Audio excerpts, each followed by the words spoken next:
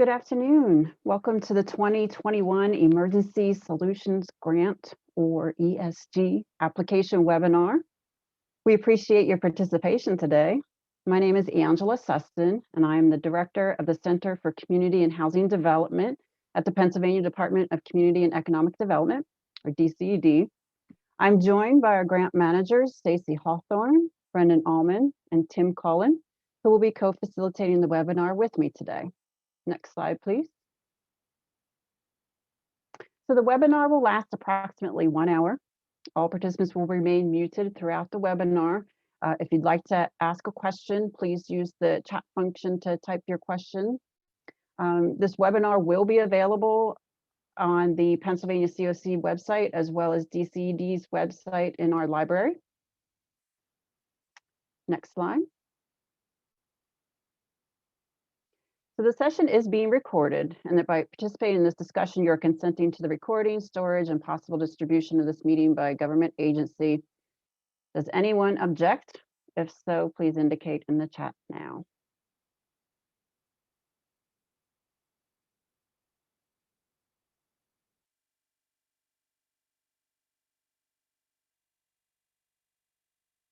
So the purpose of the webinar today is to provide an overview of the application process, review any important changes and allowable activities, and as I mentioned, provide an opportunity for you all to ask questions. Any questions that you may have that aren't related to the 2021 ESG application can be submitted to Stacy Hawthorne. Her email is here. Next slide. So the application is open. It opened on May 17th, last Monday, will remain open through June 25th. So applications will be accepted until 4:00 p.m. Eastern Standard Time on June 25th. Applications must be submitted through the electronic single application, or ESA. All the addenda and templates must be downloaded from ESA and uploaded for your submittal in ESA. I know in previous grant years, there were templates that were included in the application packet. We no longer have blank templates in the application packet, so please be sure that you're downloading all of this year's addenda from ESA. Former versions of forms will not be accepted. So again, as far as going back to applications guidelines for previous years, some of the questions have changed. A lot of the content has changed in the forms for this year, so please do not use previous versions. And also, no hard copies are necessary, and no need to mail anything to our office. I know in previous years as well, we have asked that you send the signature page to us, but again, this year, that is a change that you do not need to mail anything to our office as a part of the application. So DCED plans to use this funding resource to support HUD's core mission, which is to ensure the most vulnerable populations receive the best outcomes and the highest standards of service. Grantees are expected to end homelessness for participants quickly and efficiently, participate in your local COC and follow their guidance for acceptable participation, use your local coordinated entry process, and use a housing first approach to providing services. Eligible applicants are units of local governments, including cities, boroughs, townships, towns, counties, home rule municipalities, and communities that desire to apply on behalf of nonprofits. Nonprofits are eligible to apply directly to DCED. However, nonprofits must be conducting a regional project or proposing a regional project in their application. And what that means is that you are required to actively provide services of approved activities to all counties included in the application. For example, if you plan on providing rapid rehousing, if you propose rapid rehousing in your application and you indicate that you're going to be serving 3 counties, that means that you are actively making rapid rehousing services available in all 3 counties in your application. Coordinated Coordination with elected officials in each of those counties and homeless provider leadership is expected to ensure that the activities are meeting unmet needs. And if you're a nonprofit who's applying directly and intend on applying for emergency shelter activities, there is a certification form that you're going to find in ESA that you need to have completed for each county that you'll be providing emergency shelter services. That form must be signed by a chief elected official. So just one note here, accepting participants from outside counties does not constitute a regional project. I know that in the past we've got a lot of inquiries as to, in particular, emergency shelters, if they could apply because they do accept participants from counties other than the county where the facility is located. That does not constitute a regional project. Again, you need to be actively providing the services in each county that you propose in your application. Next slide. So successful applicants who do not provide direct services, so these are grantees who are awarded funds and do not intend on providing the services directly, must enter into an agreement with third-party subrecipients. And so these grantees who are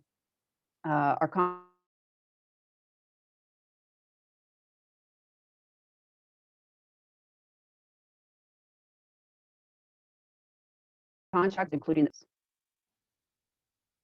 Next slide.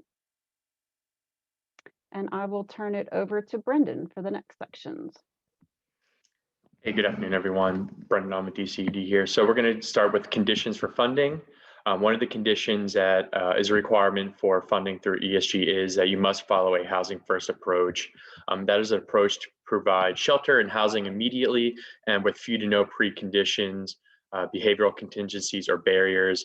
And some examples that we have listed here that may not be imposed as having too little or no income. You can't deny someone if they have an active history of substance abuse, having a criminal record, or are fleeing domestic violence. Additionally, grantees will submit homeless data into HMIS or a comparable database for DV providers. You must provide solicitation of participants or community, notifying the community of services with priority populations identified. And you may not put on a residency requirement, meaning that you are able to serve anyone from wherever they are located. Grantees are required to participate in their local continuum of care and use the local coordinated entry process. All agencies funded with emergency solutions grant dollars must participate in the point in time count each year. So that is not only submitting data, but having staff volunteering to conduct the point in time count.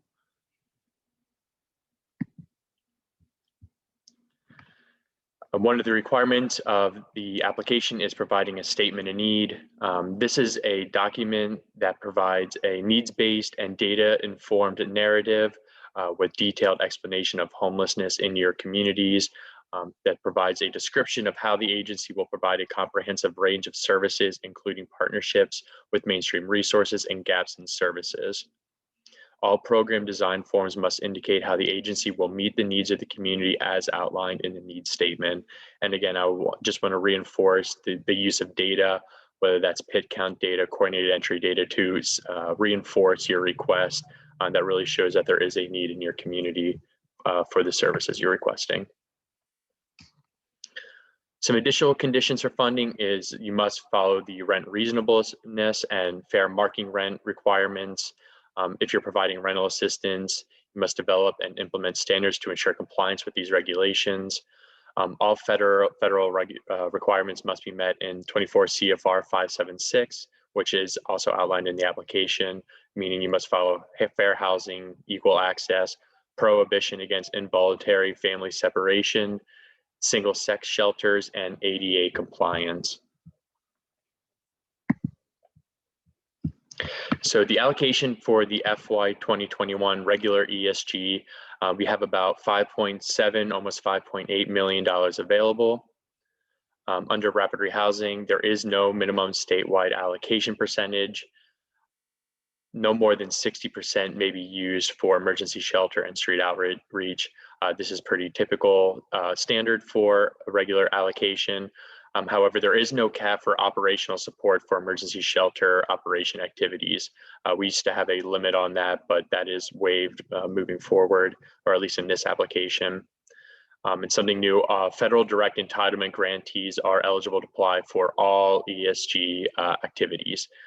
Before we had them limited to either rapid rehousing or homelessness prevention, but federal entitlements are able to apply for all activities in this application. So there is a minimum request for each application. Your application must be more at or more than $25,000 for a single activity or a combination of activities. There are no expenditure deadlines like we have had in the past. We just expect that 100% of the grant funds will be expended within the 18-month contract. We do require that invoicing is done at a minimum of quarterly, and there is a match requirement. Grantees must match 100% of the grant award. So if you are awarded a $25,000 contract, you must meet the $25,000 worth of match. So here are the eligible activities. This is nothing new. These are typical activities that are eligible under rapid rehousing. So something new in the application this year is around homelessness prevention, and that is using a homeless prevention prioritization tool. This is a universal assessment tool that is adopted by your COC. It prioritizes households most at risk of entering the homeless system without the rental assistance, and it eliminates programs that operate on a first come, first served basis. So we really want to see that your COC is targeting those who are most likely to come into the system and prevent them from entering using these homelessness prevention dollars. And we would recommend that if your COC does have a tool, to please share that with us. And if you're developing one, please ensure that you are documenting and sharing that information as well. So eligible participants for the homeless definitions must meet the homeless definitions or be at risk of homelessness. So this would HUD homeless definitions of category 1 and 4. 1 is literally homeless individuals, and 4 is fleeing or attempting to flee domestic violence with no subsequent residence, resources, or support networks, and are literally homeless.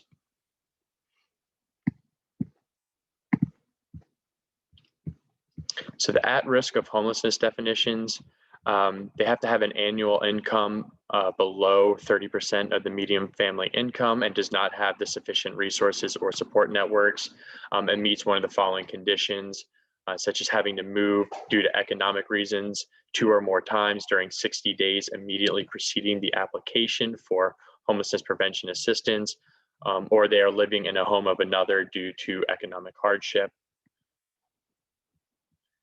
Some other factors for at-risk homelessness: having been notified in writing that their right to occupy their current housing or living situation will be terminated within 21 days after the date of application for assistance.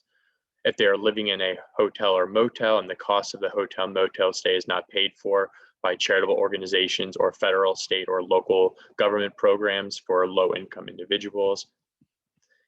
If the household lives in a single room occupancy or efficiency apartment unit where there reside no more than 2 persons, or lives in a larger housing unit where they reside more than 1.5 persons per room as defined by the US Census Bureau.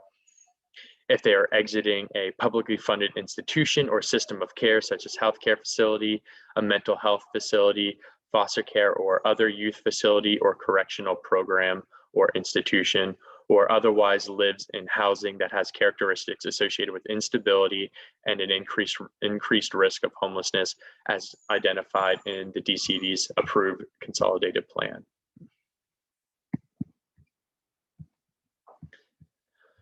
So the at-risk of homelessness definitions continued again.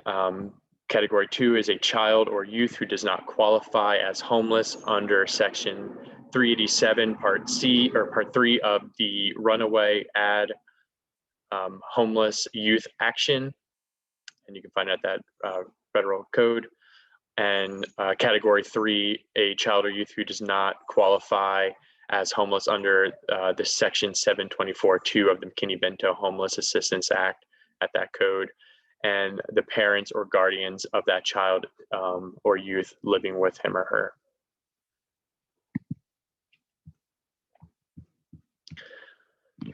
So at risk of homelessness definition continued again. Requirements of documenting homelessness includes written documentation that is collected at intake and must verify homeless status.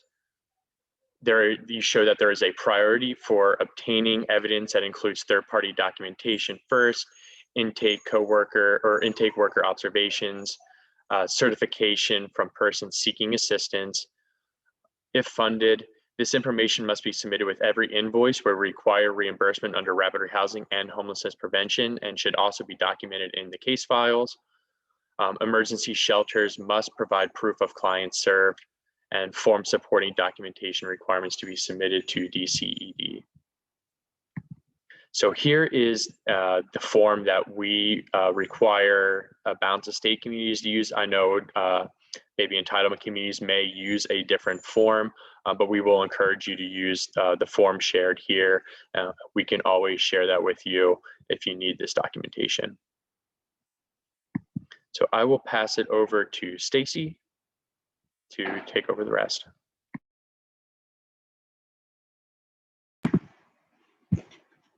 Good afternoon.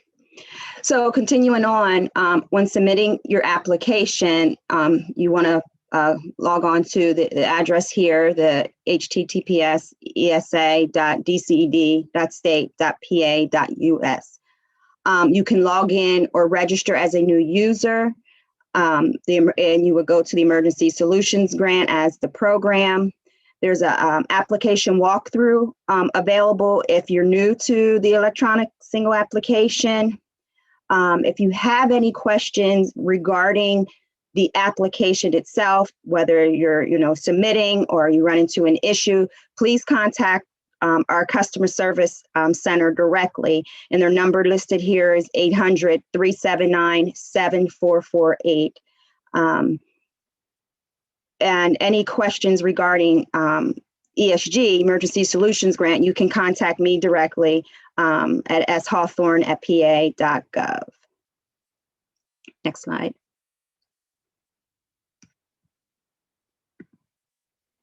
So it's very important to please read your application guidelines. They're listed you'll see those on the site once you log in before starting your application. But again, if you have any concerns, you run into some problems submitting the application, you can contact Customer Service Center.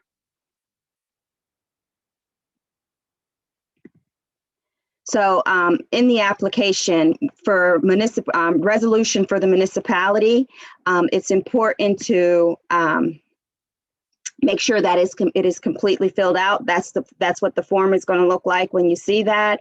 Once you log on, this is not to be completed by any sub-recipients. This is for the municipality. They must complete it. You must make sure that the chief elected official signs it, make sure the dollar amount is put in there, make sure all of the blank spots are filled in. Anything that's left blank will be considered incomplete.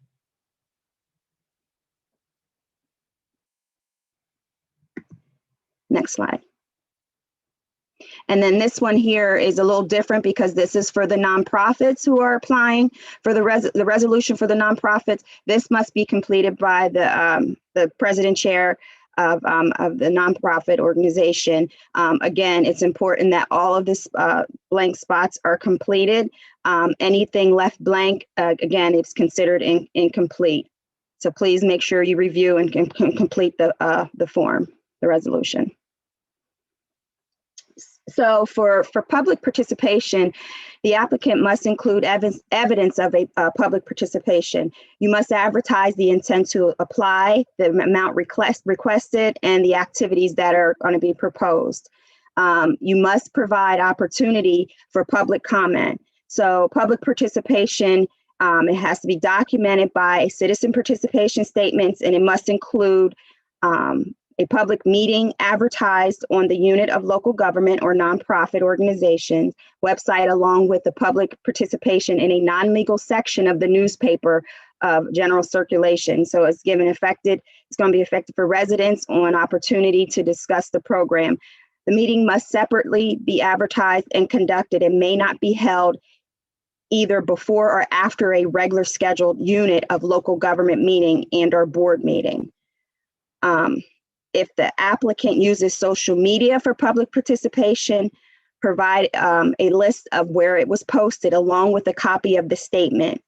Posting location must be sufficient to each of all sectors of general public. Next slide. So other information on the agenda will be the certification of the local government approval for nonprofit organizations receiving ESG funds for state recipients, your limited English proficiency guidance for ESG applicants, certification for completion of the 4 factors analysis for the limited English proficiency persons, and certifications of the activities to be included in the language access plan.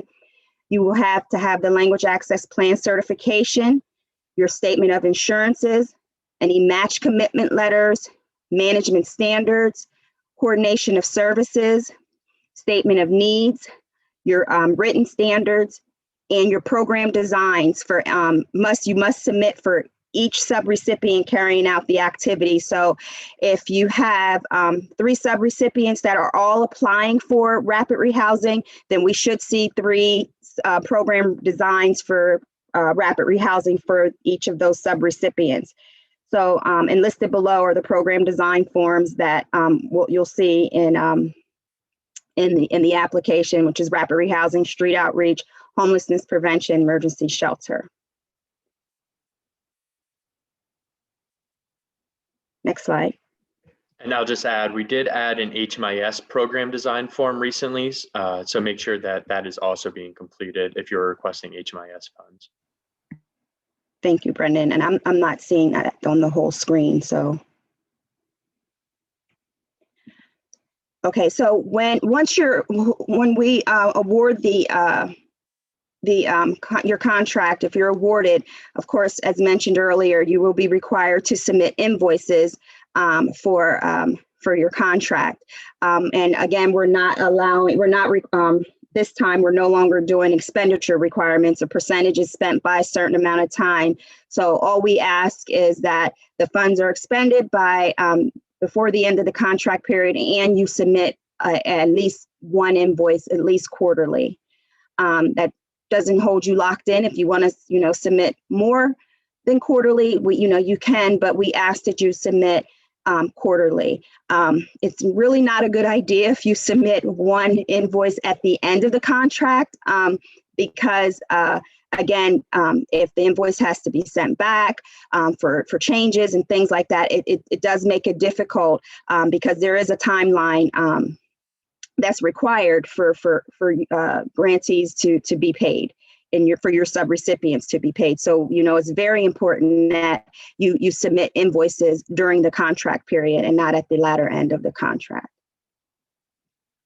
Next slide. So when submitting invoices, the first thing you obtain the information from your subrecipients if you have any, and for the payment request, you submit one payment request for your agency, combining each request from your subrecipients. Example, if it's a rapid rehousing provider number 1 plus your rapid rehousing provider number 2 plus your emergency shelter provider. So that would just be one invoice. So you review those payments requests for accuracy, compliance to the program regulations, and anything and against your program budget. Ensure that you have complete documentation before submitting an invoice. So you want to make sure you review everything before you submit it to us. Make sure that there's nothing missing, or make sure everything adds up correctly to what is required before you submit the invoice to us. So you got to keep in mind that you have 30 days to pay your subrecipients from the date of your acceptance of the invoice, which is the date you submitted to DCD for payment, the date you submitted to us. This requirement is effective even if DCD does not reimburse your agency within 30 days of your request. So you want to make sure everything is correct and accurate, because that will hold up the process, but it does not hold up the 30-day requirement. So you want to review and complete the invoice cover sheet, make sure all the signatures are on there, make sure that the numbers are and everything adds up, as well as the payment process request form, which is the PPRF. You want to make sure that is complete. You want to make sure you submit your match worksheet, make sure that's filled out correctly. So DCD approves and notifies grantees through email within 15 days if the invoice is complete. We'll also notify you, the grantee, if the invoice and if there's any issues with the invoice and provide for any correction. So that's basically if we have to place the invoice on hold, we will contact you. And again, that does not stop the 30-day process for payment. That still continues. Also, we will, DCD will process invoices in IDIS. You will not have to receive an IDIS setup letter. In order to process the electronic transfer of your funds to the grantee's accounts, an updated PEP form is needed to ensure we have the correct account information. So every contract must have a PEP form that's required, your banking information and things, so we'll know where the funds will be going once payment is going to be processed and submitted. Next slide. So some of the, we included some of the supporting documentation that is always questionable when submitting the application. So for rapid rehousing and homelessness prevention, some of the supporting documentation is needed is leases.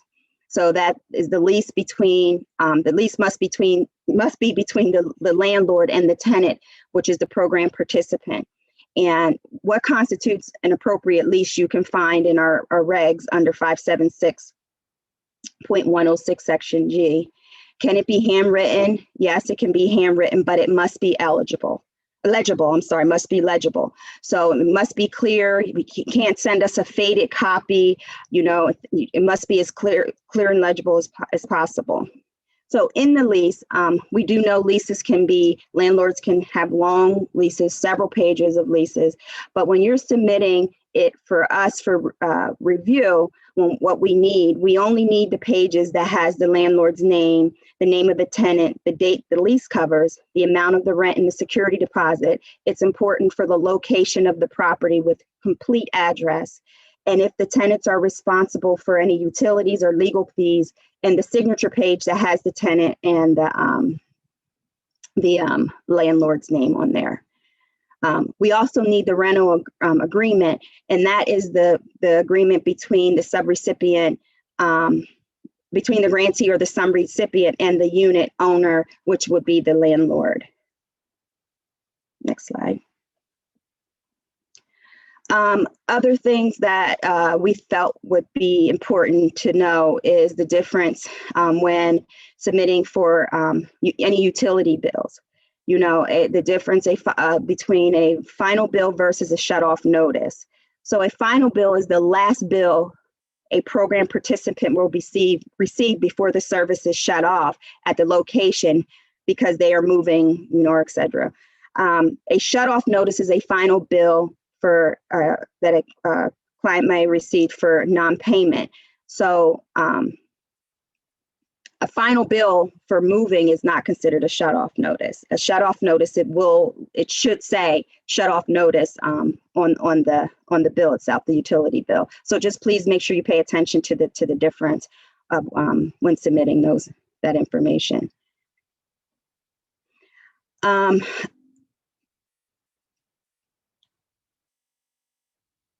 Supporting more documentation we thought is important. For shelter receipts, you want to make sure they're legible. Make sure that and if everything on the receipt is not eligible, make sure you can cross those out, delete. You want to delete any ineligible expenses, or because we do not pay for if there's something on there that's ineligible or is not covered under ESG, you just simply cross those out. But make sure when you're sending receipts and things like that, make sure they're legible, that we can read them, and that they are eligible under ESG. If you don't know what something is on an invoice, like if you send a receipt from Walmart and it may come up of something that you're not sure about, give us a call and we can look and see if those type of things are eligible. I can't think of anything off the top of my head right now, but I do know there are sometimes when we receive receipts from our grantees, they have things on there that we will say, well, what is this? Or you might have to explain a little bit more if they're submitting something like a DVD player or a DVD for a movie or something that is used, because it can look at, okay, we're buying DVDs for us to watch movies, but no, it could be an actual DVD for work, for training purposes, or for things like that for the clients that are staying at the shelter or something like that. So just pay attention and make sure that everything is legible and everything is eligible on receipts. And then lastly, this is a breakdown of in order on how the process works from the time when you submit the invoicing. So we start with the grantee, receiving the invoice from their provider or the subrecipient. Again, you want to go over and review the invoice and the documentation to make sure it's eligible. And you want to submit the invoice. You reimburse. The grantee reimburses the provider, or the vendor, the subrecipient within 30 days of the grantee's acceptance of invoices, regardless if they receive reimbursement from the state. Once it gets to, in our area for DCD program manager, we review the invoice and make sure it's eligible and fundable. And we approve we approve or request additional information for approval by the invoice through email to the grantee for any corrections or for approvals. And then lastly, then the grantee will receive the payment for by a preferred method, which is whatever you have put on the PEP form. And this will open it up for questions, Angela. Thank you, Stacy. So we do have a few questions here. First is, if a nonprofit organization applies for a regional rapid rehousing project, do they have to document they have coordinated with elected officials and homeless provider leadership? So at this time, we're only asking for certification and a signature of a chief elected official from each county for emergency shelter.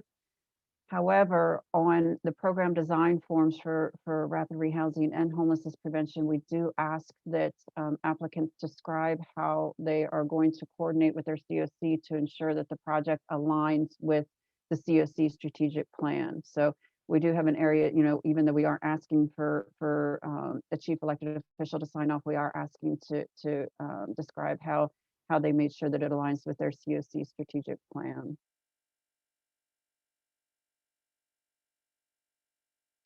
The next question is, our organization operates a shelter that is not single sex.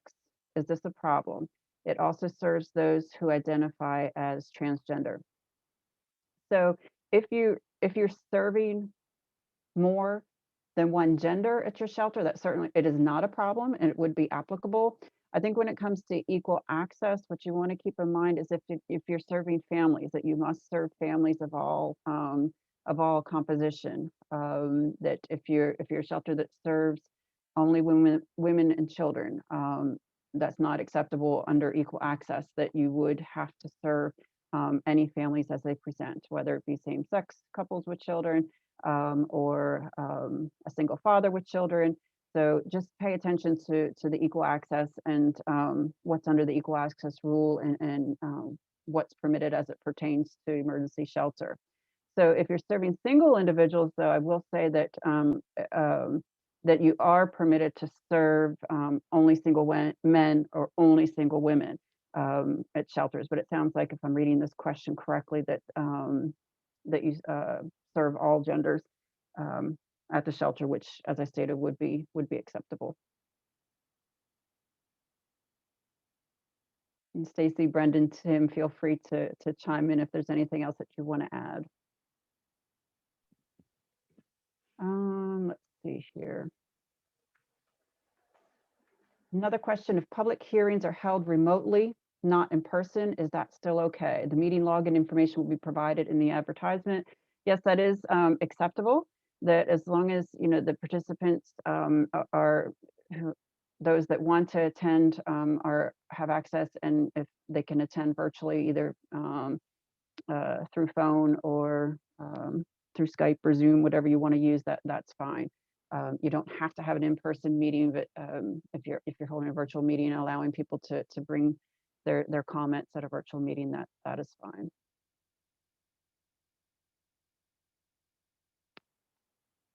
Brendan, do you want to take some questions here next? Yeah, sure. So Lauren asked, regarding Housing First approach, can you speak to whether or not ESG funded programs can screen out based on COVID-19 results, test results of a vaccination status? We should still be serving all individuals if possible. I know a lot of shelters are starting to increase their capacity within their shelters again. You should still have in place your COVID-19 guidelines, where if someone is testing positive, that you do have that quarantine available if possible, or place them in a hotel motel if possible. But you should not be screening people out based on a vaccination status.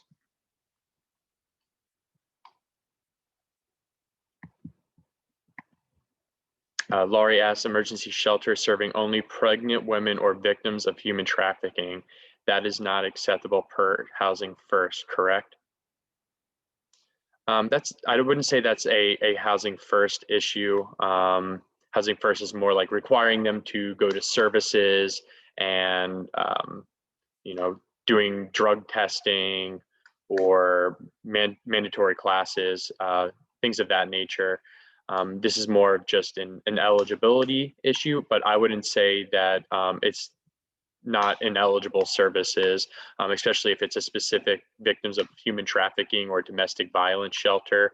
That is perfectly acceptable to protect their safety. Yeah, what I believe that would be what Lauren shared. Limiting pregnant women only seems like a fair housing issue, but in terms of victims of human trafficking, that is fine.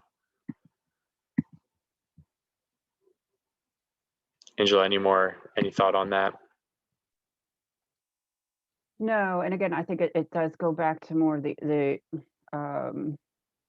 equal access as well, and the other comment here about fair housing. Now, I know it does get a little more complicated when it comes to human trafficking, and that falling under the particular categories of homelessness. So if you have a shelter that is serving any of those populations that were just mentioned, that is interested in applying, please feel free to reach out to us, and we can talk through that with you and determine whether or not it would be eligible.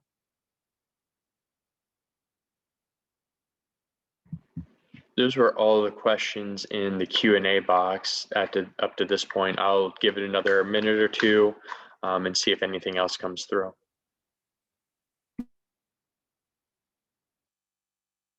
Can you advance to the next slide, Brendan? Thank you. So I just wanted to make sure that you had all of our contact information. This is the homeless program team at DCED. We've included also our HMIS team.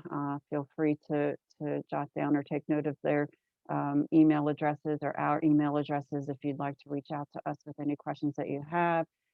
As I stated, we are available and willing to talk with you if you have specific questions about your application, about eligibility, about any activities that you propose to serve. Please don't hesitate to reach out to us. We're glad to help you through that process.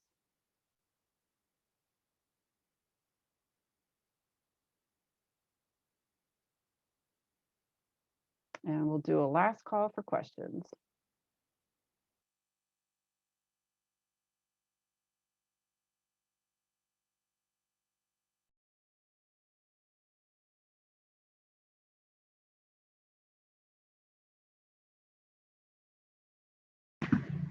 I just want to add in, just keep in mind again, as mentioned before, when you are applying, if you have any issues when submitting your application, to please contact our customer service center, 1-800-379-7448.